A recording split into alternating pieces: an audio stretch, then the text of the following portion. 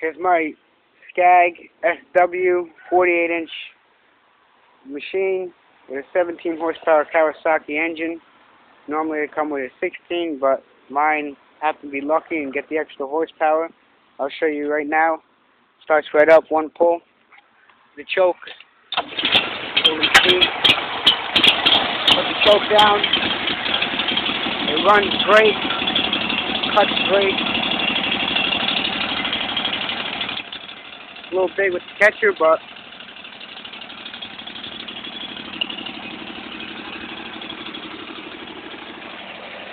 transmission,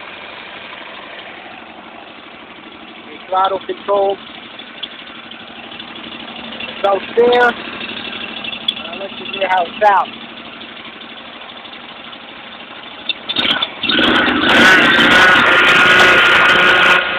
Put it in gear. It's nice and easy.